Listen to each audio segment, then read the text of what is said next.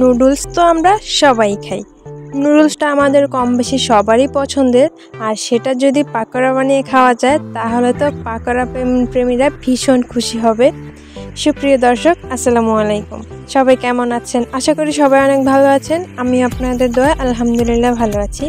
আজকে আমি তৈরি করব নুডলসের পাকোড়া। নুডলস আমরা কম বেশি সবাই খাই, এটাকে একটু ভিন্নভাবে পাকোড়া শেপে করে তৈরি করে দেখলাম। আসলে কিন্তু ভীষণ টেস্টি হয় খেতে, আর আমি তো এমনিতেই খুবই খুবই খুবই পাকোড়া প্রেমী। তো যে কোনো কিছুর পাকোড়াই খেতে আমার কাছে বেশ ভালোই লাগে। তো আজকে সেই রেসিপিটি আপনাদের সাথে শেয়ার করব। আশা করব আপনাদের ভিডিওটি ভালো লাগবে।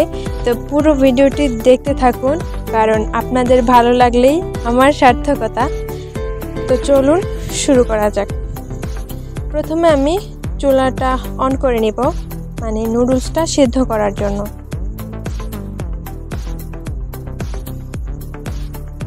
নুডলস সিদ্ধ করার জন্য আমি একটা কড়াইতে পরিমাণ মতো পানি দিয়ে দিয়েছি, আর তারপরে আমি নুডলসগুলো প্যাকেট থেকে বের করে নিব।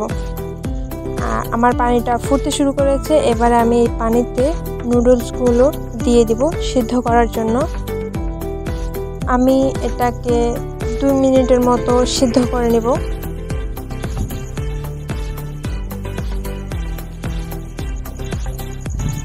নুডলসটা সিদ্ধ হয়ে গেলে আমি এবার এটাকে একটা ছাঁকনিতে উঠিয়ে পানিটা ছেঁকে নেব। এবার আমি মশলাটা রেডি করছি, যার জন্য আমি এখানে নিয়েছি পেঁয়াজ, কাঁচামরিচ আর ধনিয়া পাতা, সব কিছু আমি কুচি করে নিয়েছি। এবার একটা বাটিতে আমি নিয়ে নিয়েছি পেঁয়াজ কুচি, কাঁচামরিচ কুচি, ধনিয়া পাতা কুচি, লবণ আর একটু মরিচের গুঁড়াও দিয়ে দিয়েছি। এবার এগুলোকে একটু মিক্স করে এর মধ্যে আমি একটা ডিম ভেঙে দিয়ে দিয়েছি। এবার এটাকে মেখে নেব, আর তারপরে আমি এর মধ্যে দিয়ে দেব টেস্টিং সল্ট, মানে নুডলসের মশলা যেটা, এই মশলাটা দিয়ে এটাকে একটু ভালোভাবে মাখিয়ে তারপরে আমি নুডলসগুলো, সিদ্ধ করে রাখা নুডলসগুলো দিয়ে দেব। দিয়ে এটাকে ভালোভাবে মাখিয়ে নেব। আর এটা ভালোভাবে মাখানোর পরে আমি আরও একটা ডিম দিয়েছিলাম, পরে দিয়ে ভালোভাবে মেখে নিয়েছি। এবার ভাজার পালা। ভাজার জন্য আমি কড়াইতে তেল দিয়ে দিয়েছি, তেলটা আমার গরম হয়ে গেছে। এবার আমি পাকোড়াগুলো ভেজে নেব।